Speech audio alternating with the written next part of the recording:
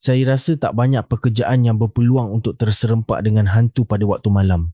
Salah satunya ialah abang-abang yang memandu lori menghantar barang. Kisah seram hari ini adalah sebuah kejadian ngeri yang didengari oleh seorang pendengar dari seseorang yang rapat dengannya, iaitu ayahnya.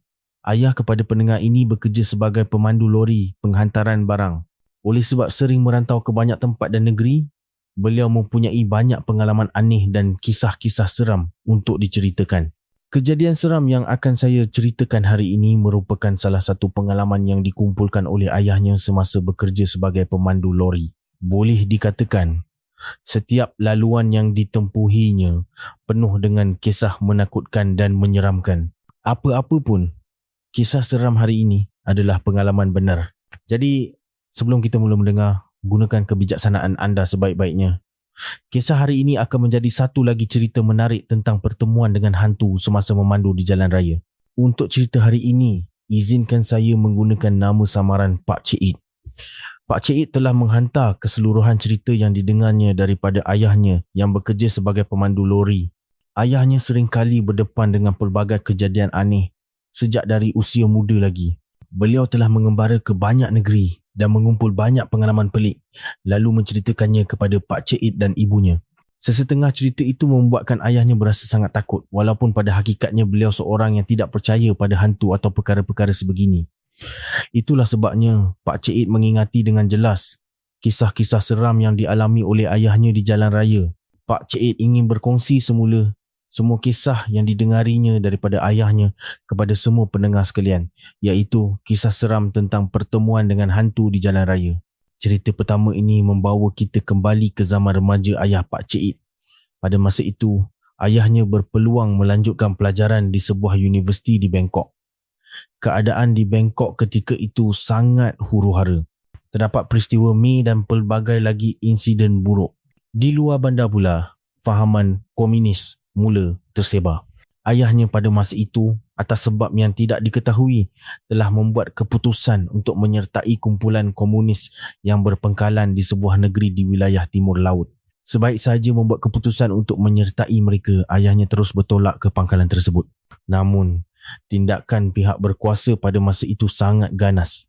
Belum sempat ayahnya tiba di pangkalan, pangkalan itu telah diserbu dan dimusnahkan oleh pasukan tentera Thai terlebih dahulu. Pihak tentera juga telah membersihkan semua pangkalan lain di sekitarnya. Ayahnya mendapat tahu berita ini semasa dalam perjalanan. Apabila hampir tiba di destinasi, ayahnya bertemu dengan seorang lelaki dari kumpulan komunis itu. Lelaki itu memberitahu ayahnya bahawa pangkalan telah dimusnahkan dan menyuruhnya melarikan diri. Pada mulanya, ayahnya berbelah bahagi sama ada mahu melarikan diri atau tidak. Tetapi sebelum sempat membuat apa-apa keputusan, beliau terserempak dengan sekumpulan tentera Thai yang sedang melakukan operasi pembersihan.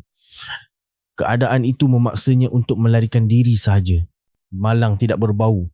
Ayahnya melarikan diri untuk menyelamatkan nyawa ke sebuah daerah yang baru pertama kali dijejakinya.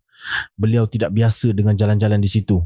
Beliau terus berlari sehingga menemui jalan mati dan tidak tahu ke mana lagi hendak dituju. Dalam keadaan terdesak itu, tiba-tiba ayahnya terdengar satu suara yang sangat dikenalinya berkata, "Lari ke sini." Suara yang didengarinya itu ialah suara datuknya. Apabila ayahnya memandang ke arah suara itu, beliau nampak datuknya sedang berdiri sambil menunjuk ke arah serumpun buluh yang tebal. Pada masa itu, beliau sangat terkejut. Beliau tidak tahu bagaimana datuknya boleh berada di situ kerana kampung halamannya terletak beratus-ratus kilometer dari lokasi beliau ketika itu. Datuknya masih lagi hidup pada masa itu. Pada hari itu, ayahnya melihat dengan mata kepalanya sendiri datuknya berdiri di situ sambil menunjuk jalan. Kerana sedang melarikan diri untuk menyelamatkan nyawa, beliau tidak terlalu memikirkannya. Beliau menceritakan bahawa sebaik sahaja melihat wajah datuknya, hatinya berasa sedikit lega. Tidak lama kemudian, kedengaran bunyi tembakan dari belakang. Semakin dekat, beliau pun membuat keputusan untuk menyelinap masuk ke dalam rumpun buluh yang ditunjukkan oleh datuknya tadi. Semasa beliau menyelinap masuk, beberapa orang tentera Thai datang berdiri di hadapan rumpun buluh itu. Hatinya ketika itu sangat takut, menyangka bahawa hari itu adalah hari terakhirnya. Tetapi sesuatu yang aneh berlaku. Tentera Thai itu langsung tidak memeriksa rumpun buluh tempat ayahnya bersembunyi. Sehinggalah Para tentera itu berlalu pergi untuk meneruskan misi mereka, membuatkan ayahnya terselamat dengan cara yang luar biasa. Selepas tentera-tentera itu pergi, tidak lama kemudian beliau terdengar suara datuknya berkata, "Mari sini, mari sini." Beliau pun berlari mengikut arah suara datuknya. Namun, tidak kira seberapa laju ayahnya berlari, beliau tidak dapat mengejar datuknya, walaupun pada hakikatnya datuknya tidaklah begitu kuat. Malah, datuknya mempunyai masalah pada kaki kirinya kerana pernah disepak oleh seekor lembu.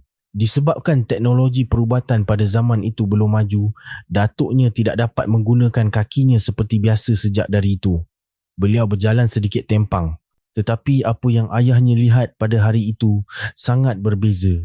Beliau nampak susuk tubuh datuknya berlari di hadapannya. Beliau terus berlari mengikori datuknya sehinggalah beliau seolah-olah telah berlari melepasi sebuah daerah lain. Pada ketika itu beliau mula menyedari bahawa datuknya telah berlari jauh di hadapan sehingga kelibatnya tidak lagi kelihatan. Entah berapa lama datuknya membawanya berlari meredah hutan. Tiba-tiba beliau tersedar yang beliau sudah berada berhampiran sebuah pondok di sawah.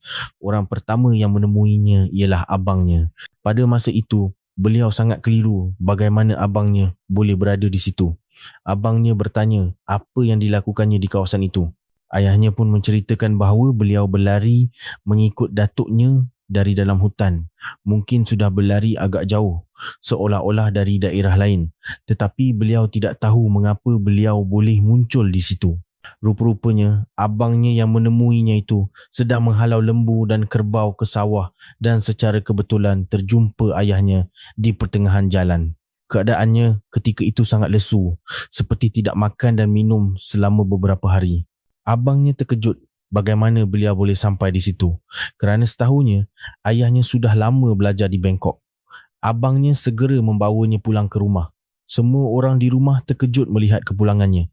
Mereka semua bertanya, "Bukankah kamu di Bangkok? Macam mana boleh ada di sini?" Beliau tidak menjawab soalan sesiapa. Perkara pertama yang dilakukannya ialah sujud di kaki datuknya sambil menangis terdesak-desak untuk seketika. Datuknya pada masa itu keliru melihat apa yang berlaku, tetapi tetap menyediakan makanan dan minuman untuknya supaya beliau kembali bertenaga. Setelah ayah Pak Cik makan dan minum sehingga bertenaga semula, beliau mula menenangkan diri dan menceritakan segala-galanya kepada datuknya. Datuknya mendengar dengan hairan dan bertanya, "Bila masa pula aku pergi cari kamu?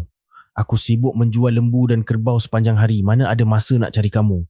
Kamu mengigau ke?" Begitulah lebih kurang kata datuknya. Ayahnya tetap menegaskan bahawa beliau nampak datuknya lah yang berlari membawanya keluar dari hutan.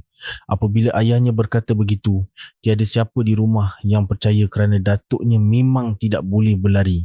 Ayahnya tidak berkata apa-apa lagi selepas itu, tetapi beliau tahu bahawa itu mungkin berkat doa ibu dan ayahnya yang telah menyelamatkannya. Sejak dari hari itu, ayahnya tidak pernah lagi melawan cakap datuk dan neneknya atau meninggikan suara kepada mereka. Apa saja yang datuknya katakan, walaupun kadang-kala ada yang tidak disenanginya, beliau tidak akan membantah. Walaupun sesetengah perkara itu tidak memuaskan hatinya. Itu adalah pengalaman yang sangat aneh bagi ayahnya pada waktu itu. Satu kisah yang pelik dan misteri. Sehinggalah kejadian seterusnya, iaitu semasa ayahnya dihantar oleh keluarga untuk mendapatkan perlindungan di Singapura bersama saudara mara kerana bimbang pihak berkuasa akan mencarinya. Ayahnya tinggal di Singapura selama beberapa tahun sehinggalah keadaan di Thailand mula bertambah baik. Ramai ahli komunis mula mendapat pengampunan. Ayahnya pun berfikir untuk kembali ke Thailand. Dalam fikirannya, beliau rasa tidak akan ada masalah lagi. Tambahan pula, pada masa itu beliau sangat merindui kampung halaman. Ditambah pula dengan jiwa muda yang panas, beliau menjadi sedikit nakal. Ini menyebabkan saudara maranya di Singapura mula muak dengan perangainya. Jadi, mereka membuat keputusan agar beliau pulang semula ke Thailand. Semasa ayahnya kembali ke Thailand, beliau suka berfoya-foya dan bermain perempuan, menyebabkan beliau sering bergaduh dengan orang di rumah hampir setiap hari. Keluarganya pun membuat keputusan untuk mencarikan seorang isteri untuknya dengan harapan beliau akan berubah menjadi lebih baik. Ternyata ia berkesan. Selepas berkahwin, ayahnya cuba memperbaiki diri sehinggalah beliau dikurniakan seorang anak perempuan. Selepas mendapat anak perempuan, keadaan berubah. Ramai orang di rumah menyangka jika ayahnya sudah mempunyai anak, beliau akan menjadi lebih baik. Tetapi sebaliknya, beliau menjadi kaki botol. Apabila mabuk, beliau menjadi sangat panas baran. Selalunya beliau tidak bergaduh dengan datuk atau neneknya.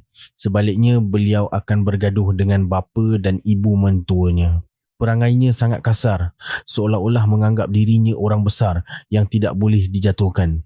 Apabila semakin kerap bergaduh dengan mentuanya, beliau tidak tahan lagi dengan dirinya sendiri. Beliau pun melarikan diri ke sekitar Chonburi dan mula mencari kerja baru, sehinggalah beliau mendapat kerja sebagai pemandu lori. Beliau memang pandai memandu lori kerana sejak kecil lagi beliau sering membantu keluarganya membawa lembu dan kerbau untuk dijual.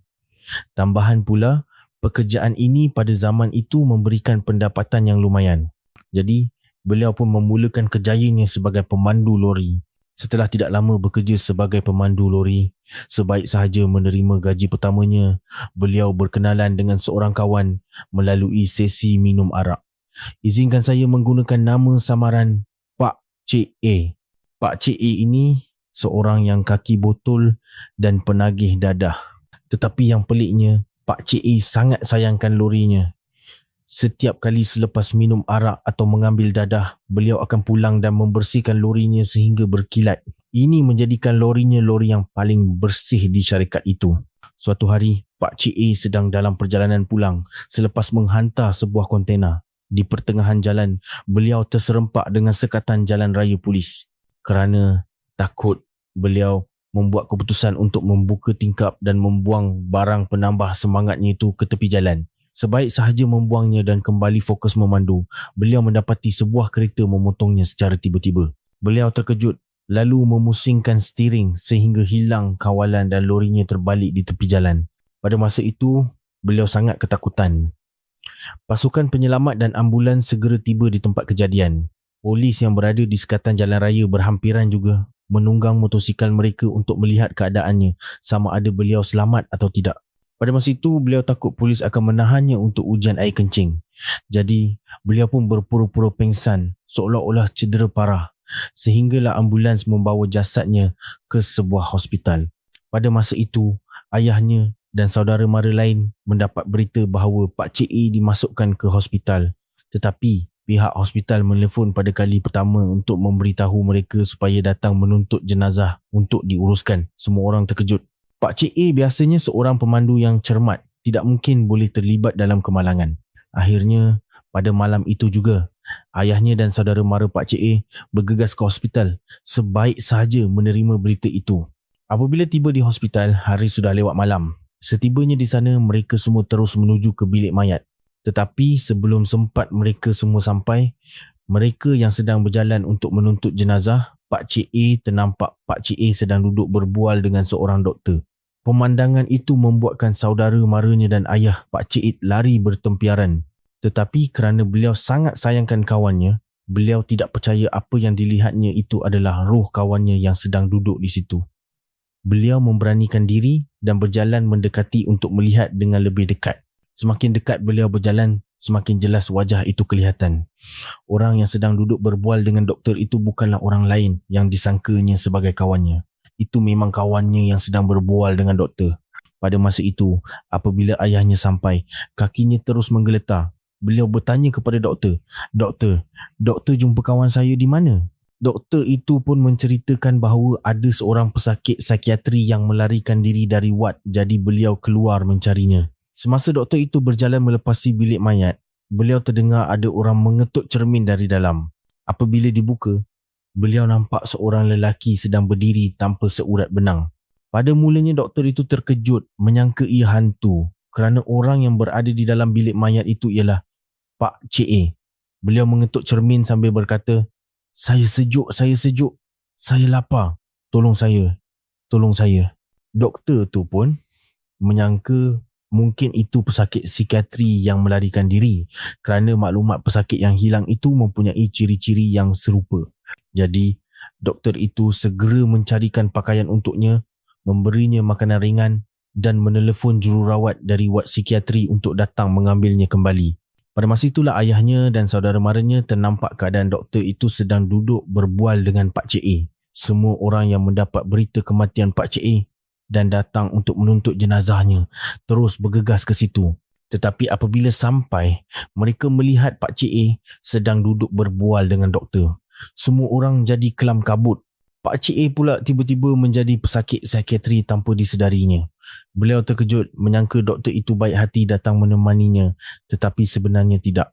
Doktor itu hanya duduk untuk melengahkan masa sementara menunggu jururawat datang membawanya kembali ke wad psikiatri. Sebenarnya Pak Cik A bukanlah pesakit mental. Beliau hanya terlibat dalam kemalangan. Kisah beliau berpura-pura pengsan tadi, sebenarnya beliau memberitahu bahawa semasa dalam perjalanan menaiki ambulans, beliau berasa sakit perut. Sakitnya itu betul-betul sakit sehingga beliau pengsan dan tidak sedarkan diri. Beliau tidak tahu bagaimana. Tiba-tiba sahaja beliau terjaga di dalam bilik mayat. Sudahlah sejuk. Hendak keluar pun tidak boleh. Badannya pula sakit. Beliau duduk menggigil di dalam bilik itu selama hampir sejam sehinggalah beliau mengetuk cermin dan kebetulan doktor itu muncul lalu segera membantunya. Selepas itu, mereka pun berbincang antara doktor dan Pak Cik A. Perbualan itu membuatkan doktor tersebut ketawa terbahak-bahak. Ayahnya menceritakan, mungkin neraka pun tidak mahu menerima Pak Cik A. Kisah ini kedengaran lucu tetapi ia juga sangat aneh. Sukar untuk dipercayai bahawa seseorang yang jantungnya telah berhenti berdegup boleh berdegup semula seolah-olah seperti mati hidup kembali.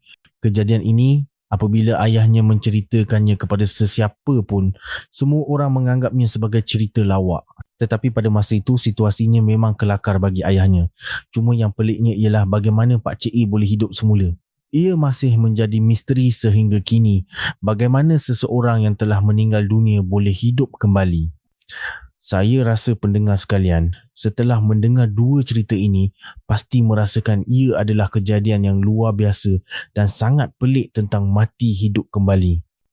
Kita beralih ke cerita seterusnya.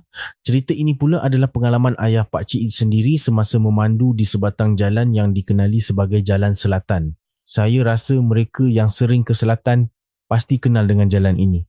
Ada suatu hari, ayahnya memandu tanpa henti hampir seharian suntuk kerana perlu segera ke sebuah negeri di selatan untuk mengambil barangan segera.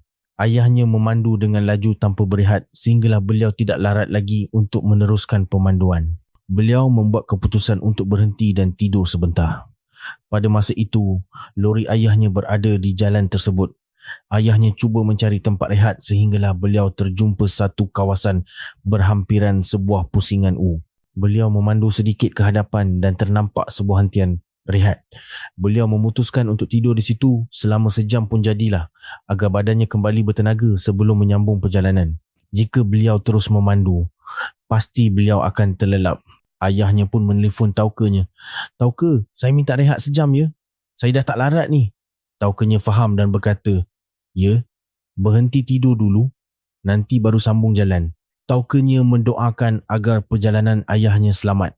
Pada masa itu, semasa ayahnya sedang bercakap di telefon dengan tauke, ibunya turun untuk memeriksa tayar trailer. Lori zaman 20 tahun dahulu mempunyai paip saliran air pendingin hawa. Pemandu lori akan mengubah suai botol air untuk menakung air tersebut bagi kegunaan harian. Ibu Pak Cik selepas memeriksa tayar, mengambil botol air itu dan berjalan ke kabin untuk mengambil bakul berhampiran tangki minyak. Tetapi beliau terlepas barangnya, menyebabkan beliau terpaksa membongkok untuk mengutipnya. Cuba bayangkan, ruang antara ganda dengan kepala lori trailer adalah setinggi pinggang atau dada kita. Semasa ibunya sedang membongkok untuk mengutip barang, beliau ternampak sepasang kaki berdiri di seberang jalan. Itu pastinya bukan kaki ayahnya kerana semasa ibunya membongkok, beliau masih boleh mendengar suara ayahnya berbual di telefon dengan tauke di dalam lori. Jadi, beliau berfikir mungkin itu penduduk kampung di situ. Laluan yang dilalui memang ada rumah orang dan dari hentian rehat itu, tidak sampai 5 minit berjalan kaki sudah ada rumah. Itulah salah satu sebab mengapa ayah dan ibunya memilih untuk berhenti rehat di situ kerana menyangka ia selamat.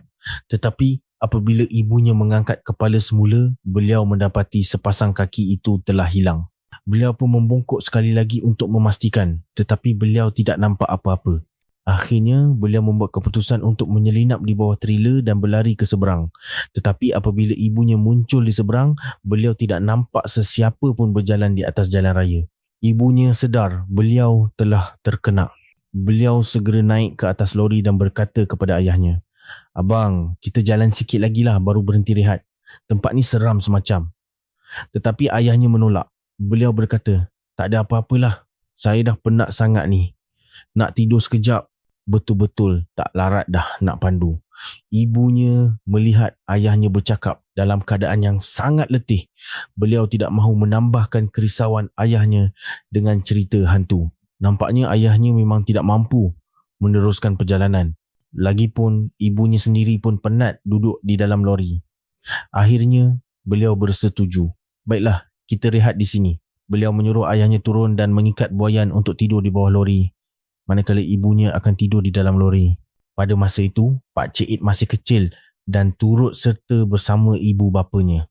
Ibunya dan Pak Cik Id tidur di dalam lori dengan tingkap di kedua-dua belah dibuka dan kelambu dipasang untuk menghalang nyamuk. Selepas itu, mereka pun tidur. Ayahnya pula tidur di dalam buaian di bawah lori. Disebabkan keletihan yang terkumpul sepanjang hari, ayahnya terus terlelap dan mula bermimpi sesuatu yang aneh. Ayahnya bermimpi beliau sedang tidur di tempat duduk pemandu di dalam lori dan terdengar bunyi ketukan.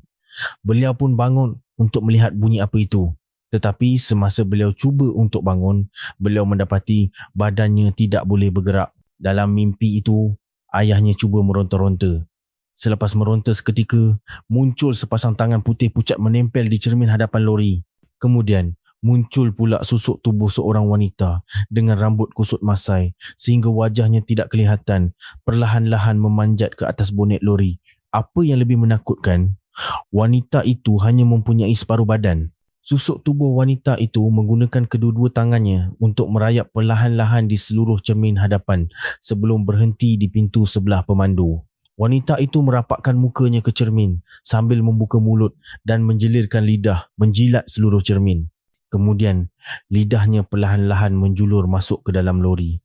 Lidah wanita itu semakin panjang dan menembusi kelambu, seolah-olah cuba menjilat muka ayahnya yang sedang tidur di dalam lori.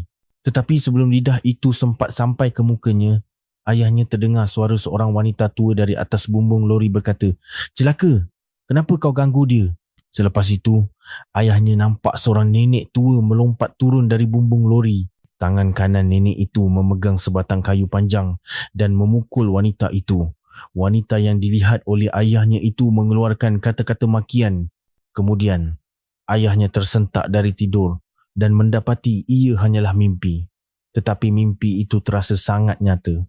Walaupun sudah terjaga, jantungnya masih berdebar-debar. Ayahnya tidak mahu berada di situ lebih lama lagi. Beliau segera mengemas buaiannya, naik ke lori dan menghidupkan enjin untuk beredar serta-merta. Ibunya dan Pak Cik yang sedang tidur terkejut apabila ayahnya tiba-tiba menghidupkan enjin lori. Ibunya bertanya, "Kenapa? Apa dah jadi?" Ayahnya pun menceritakan mimpinya tadi. Apabila ibunya mendengar cerita itu, barulah beliau menceritakan pula apa yang dilihatnya kepada ayahnya.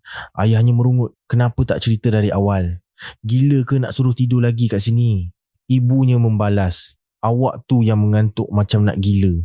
Kan saya dah cakap, kita jalan sikit lagi cari tempat tidur lain." Selepas itu, ayah dan ibunya bertengkar sepanjang jalan sehingga mereka lupa akan rasa letih.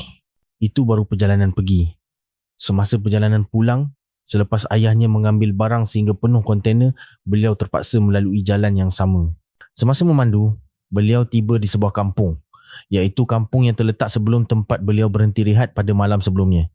Beliau memberhentikan lori untuk membeli nasi dan air di sebuah kedai. Beliau mengambil kesempatan untuk bertanya kepada penduduk tempatan, "Tempat saya berhenti di seberang sana tu ada apa-apa ke? Sebab malam kemarin saya berhenti tidur di situ dan terkena." Penduduk tempatan terkejut apabila mengetahui ayahnya berhenti tidur di jalan itu. Mereka berkata, "Berani betul kamu berhenti tidur di situ. Tak tahu ke ramai orang mati kat situ?" Ayahnya menjawab, "Saya pernah dengar jalan ni berhantu, tapi tak sangka tempat saya berhenti itu yang paling keras. Saya ingatkan tempat lain." Orang di kedai itu pun menjelaskan kepada ayahnya, tempat yang keras tu ada banyak. Jalan ni memang ramai orang mati sepanjang jalan. Lain kali, kalau nak berhenti rehat, berhenti depan rumah orang, depan kedai abang ni pun boleh. Dalam kampung ni pun tak apa. Orang sini faham, janji jangan bising sudah.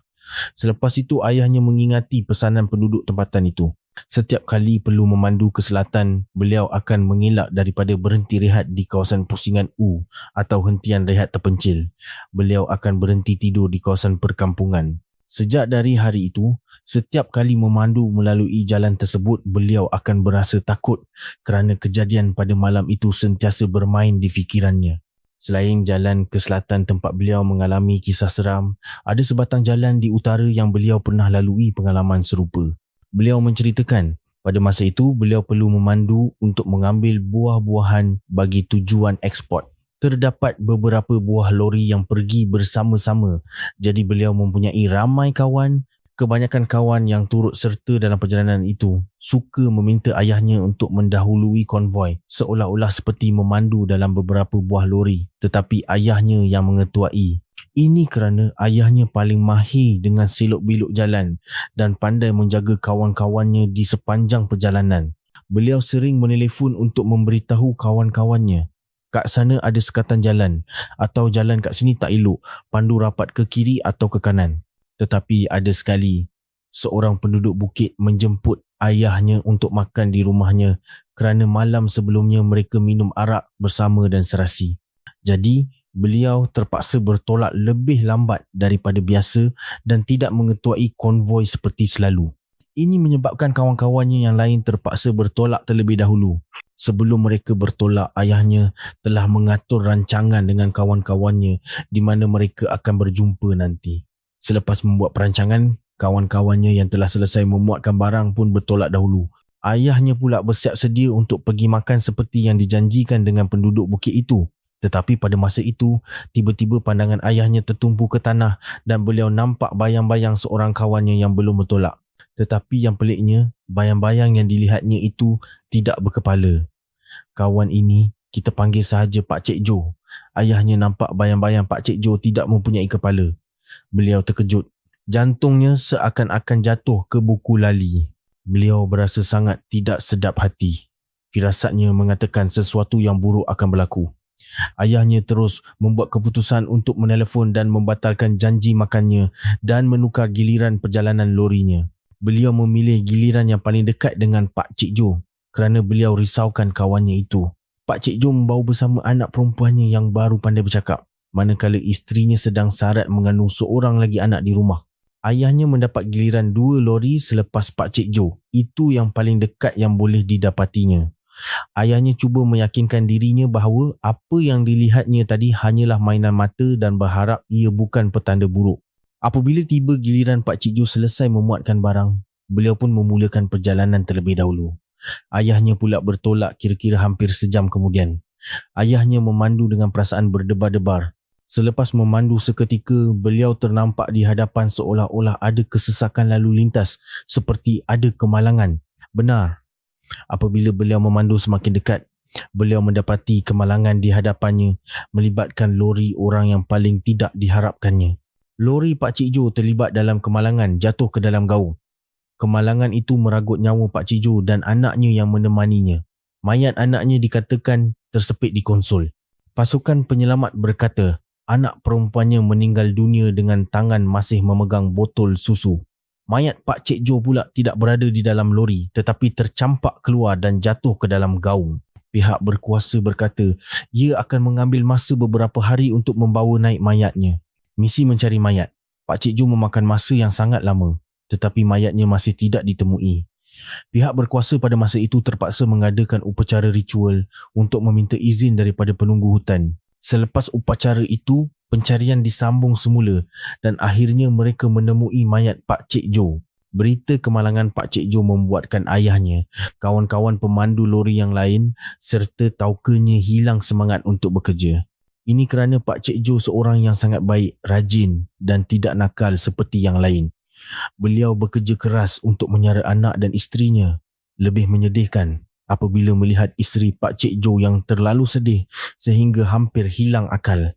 Ia membuatkan semua orang berasa sangat pilu. Akibat kemalangan itu, ramai pekerja meminta untuk berhenti kerja kerana terlalu kasihan dan teringatkan arwah sehingga fikiran mereka terganggu. Ayah Pak Cik Id sendiri dapat merasakan kesedihan yang mendalam pada waktu itu. Beliau tidak sangka firasat buruknya akan menimpa orang yang paling tidak diingininya. Itulah semua kisah yang telah diceritakan oleh ayah Pak Cik Id, pendengar kita, kepada anaknya. Saya rasa cerita-cerita ini mempunyai pelbagai rasa. Ada yang seram, sedih dan juga lucu. Terutamanya cerita ketiga, di mana ayah Pak Cik Id bermimpi tentang seorang wanita separuh badan memanjat lorinya dan menjelirkan lidah ke dalam. Hanya membayangkannya sahaja sudah cukup menakutkan. Bagi pendengar yang sering memandu di laluan selatan, bolehkah anda meneka di manakah jalan yang dimaksudkan oleh ayah Pak Cik Id? Kisah-kisah seram seperti ini saya rasa jika tidak dialami sendiri kita tidak akan faham.